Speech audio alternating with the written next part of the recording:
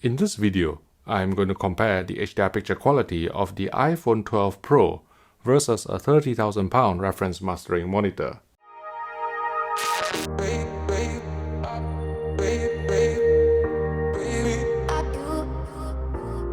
Hello everyone, Vincent Teo from HDTV Test here.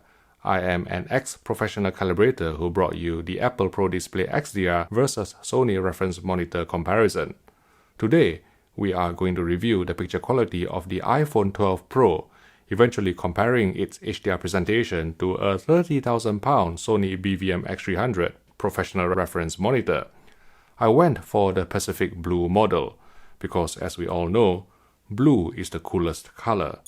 Before I proceed, let me warn you that this video is dedicated solely to picture quality, including a pro tip about one hidden setting you need to disable to get the best HDR accuracy. So if you want to argue over iOS versus Android, Apple versus Samsung, this is not the place. The iPhone 12 Pro uses a 6.1-inch OLED screen with Pentel diamond subpixel structure, but due to the very high pixel density of 460 pixels per inch or PPI, the Pentel layout is not visible to the human eye. Screen uniformity on our review unit was exceedingly clean as we ran through full-field gray slides, with no sign of dirty screen effect, banding or color tinting. Since OLED technology is self-emissive, the iPhone 12 Pro doesn't suffer from any significant drop in contrast and color saturation off-center, but the discerning ones among you may notice the whites adopting a blue tint from an angle. Using a Jetty 1511 reference-grade spectroradiometer, we captured the spectral power distribution from the phone screen, which showed beautifully distinct red, green, and blue waveforms. To measure SDR color accuracy, we used a Client K80 colorimeter as well as Portrait Display's Mobile Forge app on iOS and Kalman Ultimate calibration software. With auto brightness and true tone disabled, as well as brightness cranked up to max, we measured over 800 nits full screen on our retail unit. Unlike large-sized OLED TVs, the smaller OLED screen on the iPhone 12 Pro doesn't seem to be subjected to ABL or automatic brightness limiter circuitry, so there wasn't any significant difference between 10% window and full screen measurements, with a target gamma close to 2.2 for general use in variable lighting, and a mild drop-off in green energy in the grayscale as the image got brighter, which still came under the humanly perceptible threshold of delta error 3, so most owners probably won't notice it. Once we engaged auto brightness, which lowered the screen luminance to a more comfortable SDR level, the grayscale tightened up, resulting in stunning color accuracy. On this challenging color checker SG chart where 140 patches were measured against a 2.2 gamma target, average delta errors came in below 1, with no inaccuracies exceeding delta error 3, translating to natural-looking colors and skin tones in real-world material. True Tone automatically changes the color temperature based on detected ambient lighting, and would introduce a visible red tint in a dimly lit room with incandescent lighting. For HDR, peak brightness on our review unit measured 1100 nits with accurate tracking of the ST2084 PQ EOTF standard for HDR10 content. DCI-P3 color gamut coverage measured 98% UV, while Rec 2020 was 72%. But more impressively, Apple has nailed the DCI-P3 color tracking within Rec 2020 container, putting the vast majority of consumer TVs to shame even after calibration. Remember that to get the highest peak brightness and the most accurate tone mapping, you will need to disable a hidden setting on the phone. From the Settings menu, tap on Accessibility, Display and Text Size, scroll all the way down, and you will need to turn off auto brightness, and then crank brightness all the way up to max, otherwise the phone won't reach 1100 nits.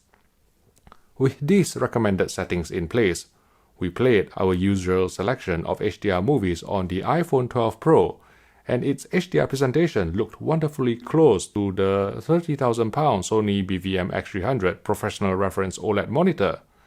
In this scene from Kingsman, the sun on the iPhone looked as bright as that on the X300, with accurate reproductions of the sun rays. In this sunny sequence from Miss Peregrine's Home for Peculiar Children, the iPhone 12 Pro actually outperformed the Sony X300 marginally, owing to the absence of ABL. In this dark scene from Pan, shadow detail looked spot on in terms of luminance and clarity. And in this campfire scene from The Revenant, the subtitle brightness and overall dark detail appeared remarkably similar on both displays, all without any blooming or haloing artifacts thanks to OLED's pixel-level illumination control. I mean, if the iPhone 12 Pro had an SDI or HDMI input, and a larger screen, and a way to force engage HDR mode, I may even be tempted to use it as a grading monitor. Come to think of it, perhaps Apple has implemented this very high level of HDR color accuracy to provide a neutral canvas for owners who are shooting and editing Dolby Vision HDR videos using the phone itself. Talking of which, the Dolby Vision recordings are in HLG format, but with Dolby Vision dynamic metadata. Ironically, at the time we filmed this video in October 2020, the YouTube app on the iPhone 12 Pro doesn't support HDR, so if you upload your Dolby Vision video directly to YouTube, you won't even be able to watch it on the iPhone 12 Pro in HDR until the YouTube app is updated, hopefully in the near future. Judging from my test clip, clearly I'm no Emmanuel Lubezki. Remember that horse in The Revenant? This is my version. Vision. Whatever. Another point worth noting is that YouTube currently doesn't support Dolby Vision, of course. If you are a Windows user like me, it is not easy to watch your recorded video on another display in Dolby Vision. The moment you try to email or Dropbox or Google Drive the video, or even copy from iCloud on a Windows PC, it will somehow be downconverted to SDR. I also tried using AirPlay to send my test clip directly to an LG C10 OLED with the latest firmware, but that didn't trigger Dolby Vision either. It is still stuck in SDR. Sending the video using AirPlay to an Apple TV 4K box connected to an LG C10 or CX OLED resulted in HDR playback, but not in Dolby Vision. I will continue experimenting with this, but if you have any success playing your recorded videos in Dolby Vision on a television, please leave a comment in the YouTube section below to let everyone know how you achieved it. Thank you. Let's sum up. Some quarters may lament the lack of a 120Hz display on the iPhone 12 Pro, but I'm absolutely bowled over by its color accuracy, bearing in mind that this is a store-bought retail unit with no calibration controls at all beyond a brightness slider. Our iPhone 12 Pro sample reached 1100 nits in peak brightness and 800 nits full screen, with faithful tracking of ST2084 PQ EOTF standard and accurate reproduction of DCI-P3 colors. Its HDR presentation wasn't too far off a 30,000 pound mastering monitor in a side-by-side comparison.